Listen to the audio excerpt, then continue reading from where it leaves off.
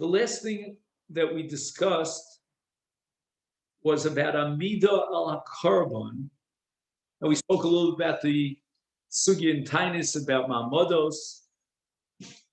Now we'll talk about Shechita as the first of four avodos, and specifically in the case of Kodshim Kalim. And then we'll get to Kodshim Kodshim. In the case of Shechita's Kodshim Kalim, then anywhere in the Azara is fine for the Shechita. And that means that you enter into the Azara from a gate that's called Shar Nikanor, and you could go all the way up to the Ulam, and anywhere in that area is called the Azara for Shechita of Kodshim Kalim. Now, there is a section of the Azara that's actually behind the Kodesh Kodashim. And I think we discussed in the past exactly what the measurements are, but I don't remember right now. And if he shecht in that shetach, in that area of the Azara, that are on the sides of the Ulam and the Heichal, whether it is towards the north or towards the south, the Rambam holds that's fine.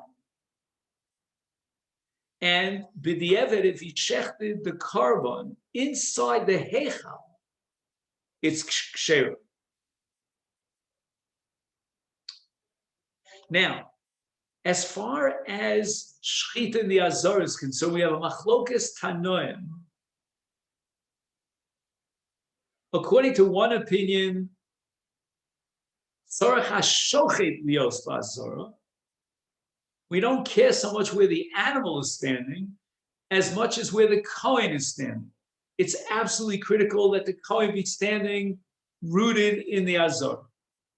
According to another opinion, I don't care where the Kohen is standing. He could actually be standing outside the Azara with a long knife, and he shechts a behema inside the Azara. The behema has to be located inside the Azara. And that's a sugya in Zvachim Adaf Lamed. La'alocha, we paskin that the shochet does not have to be in the Azara, because Shechita lav avoda. Shechita is not classified as avoda. Avoda would require Azara, and Shechita is not an avoda. Nevertheless, the animal, the zebach, has to be inside the Azara. And not only that, even if the most of the animal is inside the Azara, but the legs of the animal are outside of the Azara, that's not enough. The entire animal, head to foot, all the feet of the animal have to be inside the Azara, and that's a Gemara in Zvachim Adaf Chava.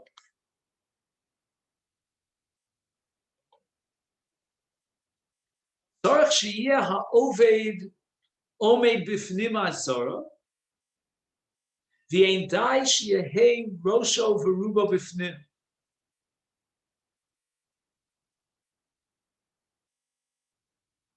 According to the Mandi Omer that we mentioned earlier, that the Kohen who does the avodah must be inside the Azara, or alternatively, even if the Kohen doesn't have to be in the Azara, that's only as far as Shechita is concerned.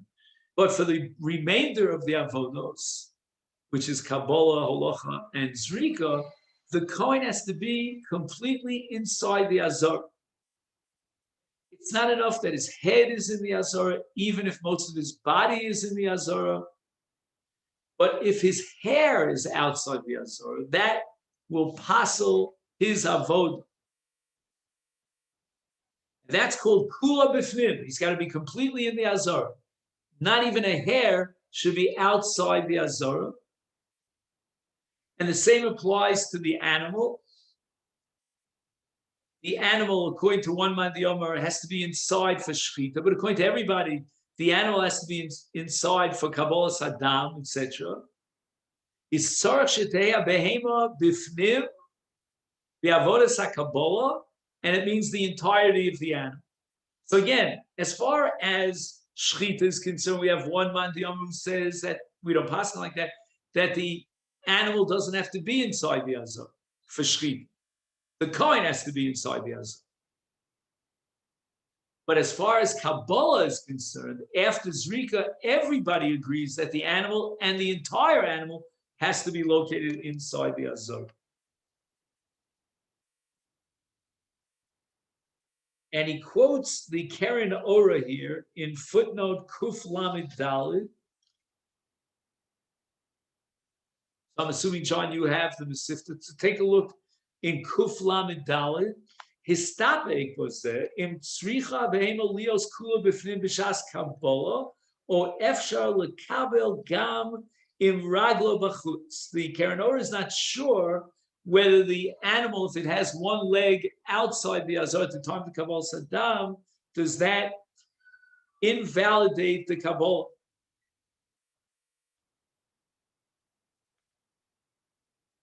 Now, supposing the animal was inside the Azor at the time of Shechita, but it had its legs or two of its legs outside the Azor. Now, let's assume,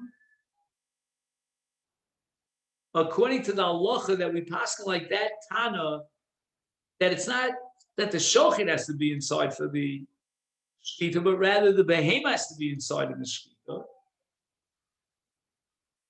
is according to Tosfos shechita b'di eved, the shechita is kshera. And that's because most of the animals inside the Azor at the time of the Shechita, and it's only Ragleha that's Bachutz. But when we get to the Kabbalah, and the Kabbalah was from the Damat Sava, if the animal is inside, then according to the Shita of the Olas Shlomo, which we've quoted in the past, I don't know who he is. We'll have to research that. Ikshera l'kuleyam b'di'evet. So we have two Shitos in Tosfos. We quoted one Shita in Tosfos here in Kuf Lamed Hey, that kshera b'di'evet, as far as Shita is concerned, comes along the Olas Shlomo, and he's Machadesh, that even according to that daya, that opinion, that for Shechita, the animal in its entirety has to be inside the Azor.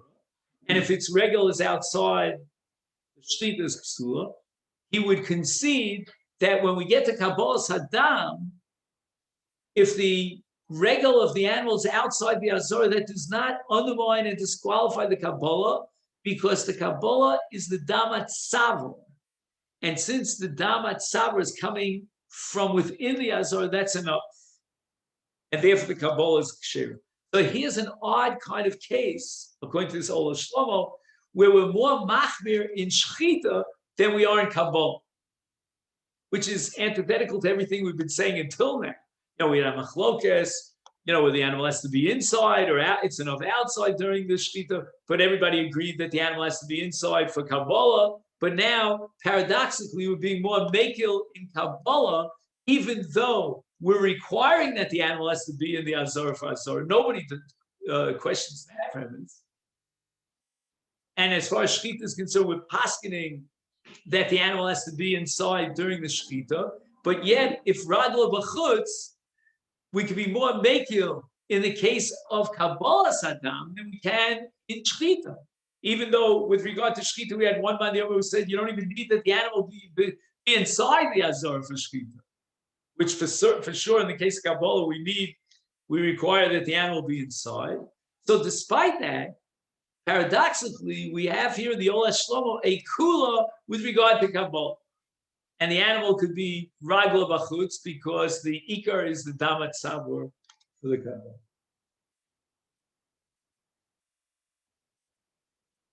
Now, what happens in a case where the animal is in the airspace of the Azora, but it's not foot grounded on the Ritzvas Azor?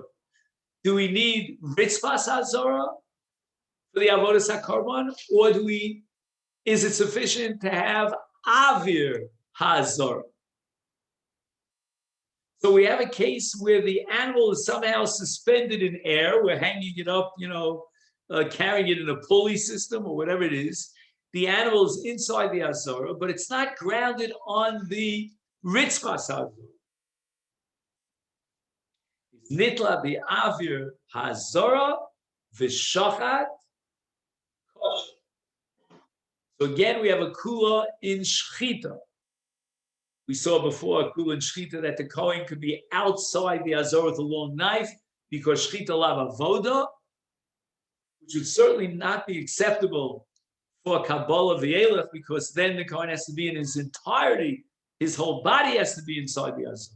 So we're much more mekil in shchita than in the other avodos, and therefore there's going to be another nafkamina about nitla b'avir, that although for shchita purposes, avir of the azara is sufficient, but not for the other avodos. Nitla b'avir azara v'avad shara avodos possible. Why? Because since the other avodos are called avodos, they're classified as avoda, each one, Kabbalah, etc., halachas. Therefore, we have a principle called kidarka, which is called sheris kidarka. The avodah has to be done in a normal way. The normal way, obviously, is that the animal is launched, it's grounded on the floor of the azor. You have this crazy case where he's doing the avodah while the animal is up there in the sky. No. That's called sheris shelo kidarka lav shmei sheris. In shchita, doesn't bother me because we're not talking about an avodah. But in shara avodos, then we have a principle requirement of derech sheris bekach. And here we have in nitla b'avir ein derech sheris.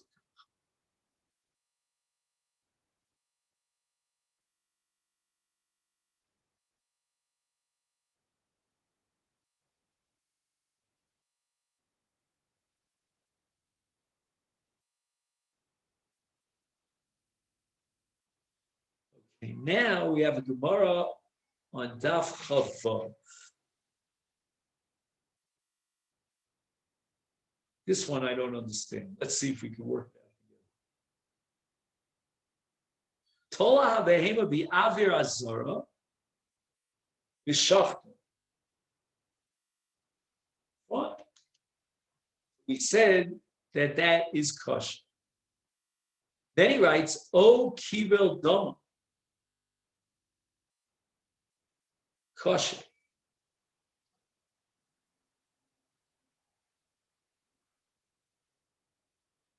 This is very ambiguous. I would have to write a letter to the editor here. How could it be that Tola Be'enu B'Yaver Azor V'Kibul Dama Kosher when he just finished saying that Nitla B'Yaver Azor V'Ovad Shara Avodas Apostle She'ein Derech Sheris B'Kach. And in the same breath, Tola Be'enu B'Yaver Azor V'Kibul Dama Kosher. What am I missing here?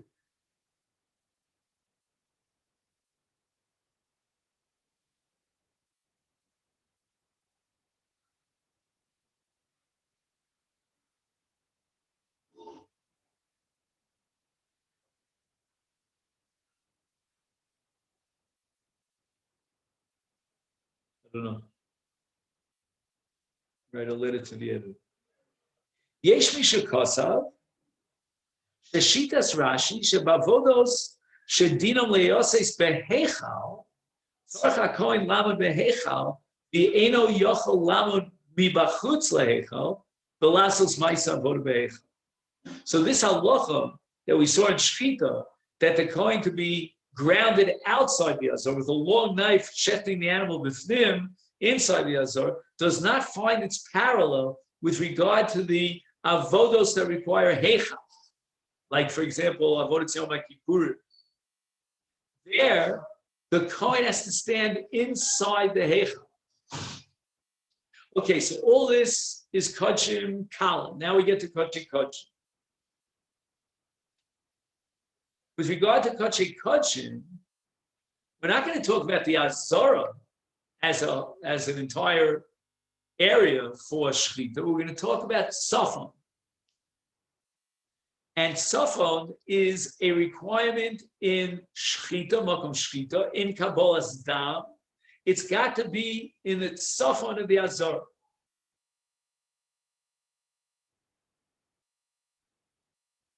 Now, we could discuss a case where the Kohen is not standing in the Safon. He's shechting the animal that is standing in the Safon. And the Gemara on Daf Chavav concludes that in such a case it's kosher. So the animal has to be situated in the Azara, but not only in the Azara, in the Safon Azara. But the Kohen does not have to be in the Safon Azara.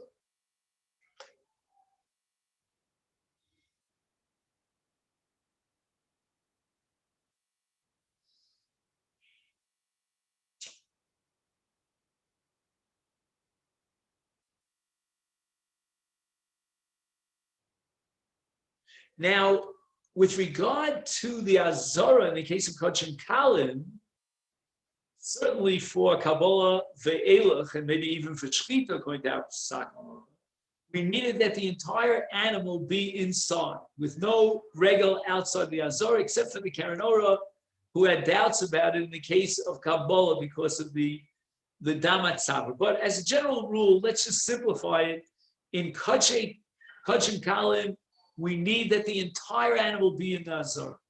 There is not an accurate parallel in the case of Safon Azara with regard to Kodshim Kodshim.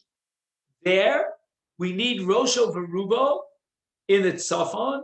Most of the animal is located in the Tzafon Azara, but the Raglayim, the animal left its feet outside of the Tzafon Azara, and then it's kosher.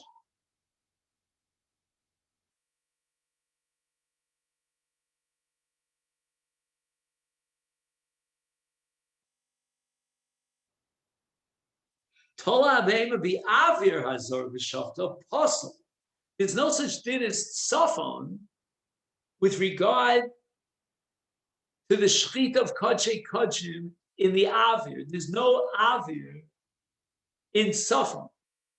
So whereas with regard to Kodshim Kalim, which don't require Safon but just Azara, we can extend Azara into the Avir, at least as far as Shechita is concerned. And maybe even as far as Kabbalah Saddam, but that was ambiguous.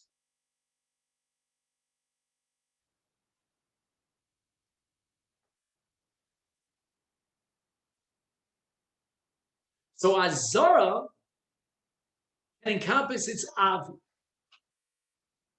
at least as far as Shechita is concerned. But Safon Azara means grounded on the Ritzvas Hazara, which is Tzafon. There's no such thing as Tzafon in the Avir. All the Avir, so to speak, circulates as one entity. You can't call north, south, east, west. Wherever the Avir is, it's called the Avir. It's a separate entity. It could be called Avir Azara, because I don't care what part of the Azara, which direction it's in, but it cannot be called Avir Ha-Tzafon. And for Shechita of Kodshim Kodshim, we need Tzafon, and we don't have Tzafon. So therefore, Tola Habeima B'Aver Azara V'Shchata Posel.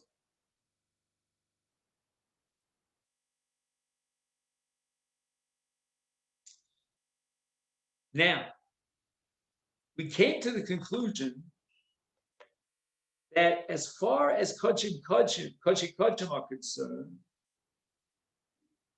we don't require that the animal be completely in Safon, but it was rather sufficient that Rocho Verubo be in Safon, even if Ragla B'Dara.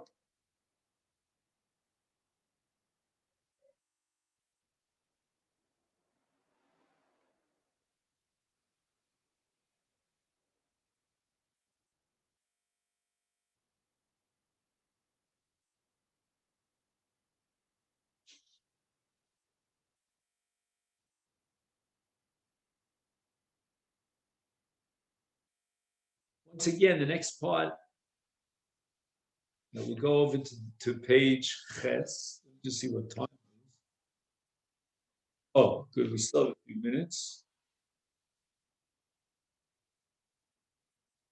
Once again, what about Heichel? So in the case of Kodshim Kala, we weren't so excited about Shchita in the Heichal. And we said that the evidence would be Kshera. In the case of Kodshim, which requires a higher level of Shchita in the Tzafon, Netluku Rishonim and Efshal Lishchot Kodshim Behechal. There's one svar to say that here's a case of a chumrah in Kodshim that doesn't have a parallel in Kodshim Kalam.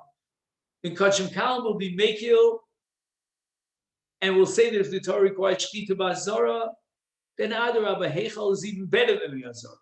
But once we get to Kodshim, and the Torah pinpoints that part of the Azara, where the Shkita, and that's Safon, then you cannot call the Heichal Safon Azara. You could call the Heichal, in a sense, an extension of the Azara, meaning the Kedushas Azara can expand and intensify its level of Kedusha when it gets to the Heichal, but the Heichal is part of the Azara. But to say that the Heichal is part of the Safon Azara, it's like what we said before about Avir. We cannot say that the Avir is Safon, and we cannot say that the Heichal is Safon, because the Heichal has its own independent status, and it's not part of the Azara. Nechluku tanoim bebraisa daf chof mao orech hatzafon. What area is considered qualifies as tzafon?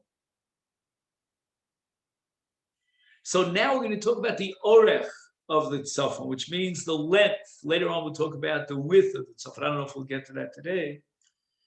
But the machlokas tanoim, according to Rabbi Yossi, Rabbi Yehuda, the first opinion, Safon, with regard to Kodshim, is rak keneged hamizbeach.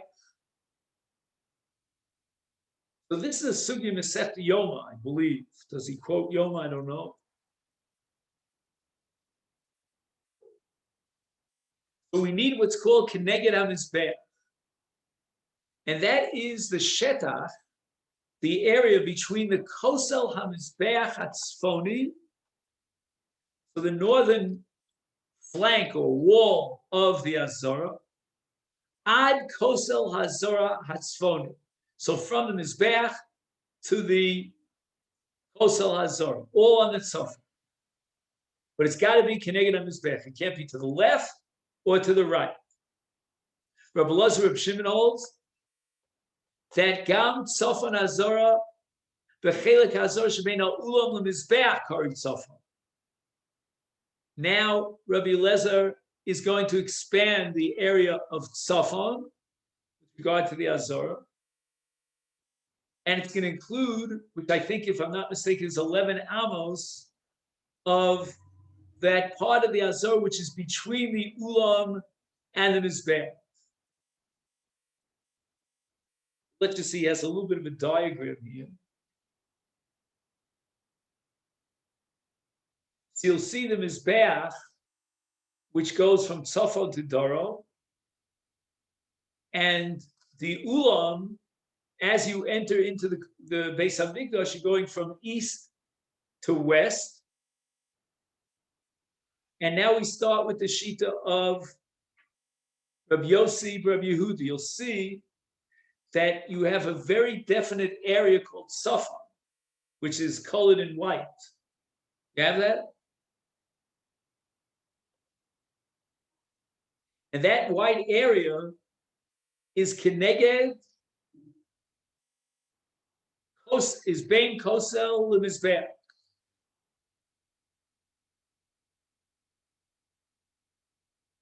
So you see these thick black lines all the way around? Those represent the Kosel. So the Kosel of the Azara, which, let's say if you're going from east to west, it's going to block off, so to speak, or delineate the end, the sof, the last edge of the tzafon.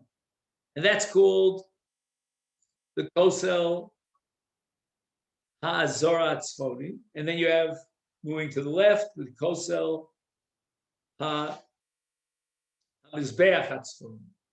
So that's the only designated area that's acceptable according to Rav Yossi for the avoda of Kodshim. Now we get to Rabbi Elazar Reb Shimon, and he expands it. We're going now towards the west, towards the Kodesh Kodashim. Right? Now we get to an area which is called Bein Ulam LeMizbeach. Trying to figure out how many amos it is, unless it's. Does it say 7 amos? No, I don't think No, no, that's something else. so. The Mizbeach was 36 square. And then it has. We had that. We had that in the Gemara in Menachos, no? Yeah. I think that the middle section is 40 amos wide. Maybe 18 on either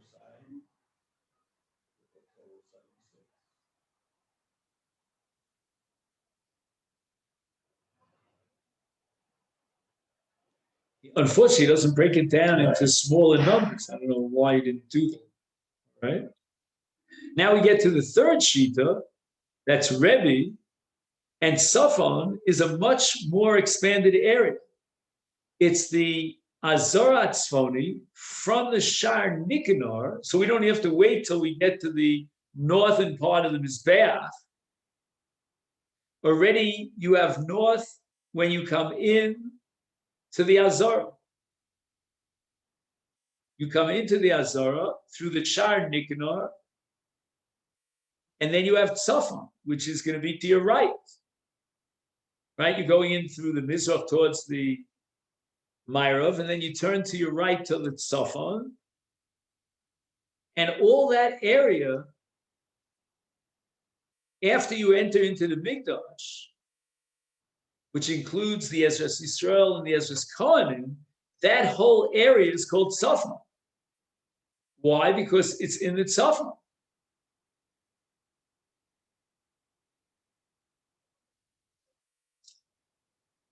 V'hainu orech shivim v'sheish amos. Oh, now at least he gives us a number. So we have 76 amos that takes us from Shar Nikanor all the way up to the Ulam.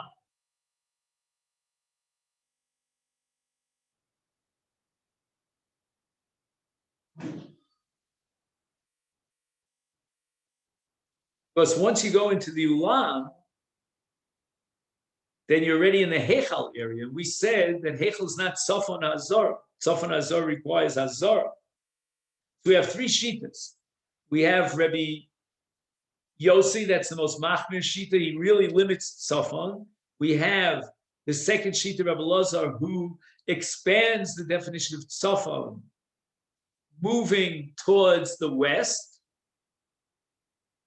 And we have the most expansive shita, that of Rebbe Lekua, moving towards the east, I mean below us, and encompassing the entire 76 Amma from the, shall we call it, the Shar HaMizrachi, or the Kosel HaMizrachi, if you like, up until the Ulam. So let's just make a note of where we got up to.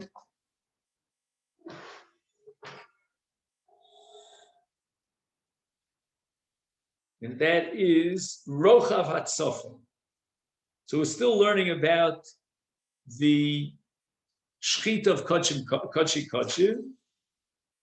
And that will have here on the Rochav HaTzafon on the bottom right of page Ches.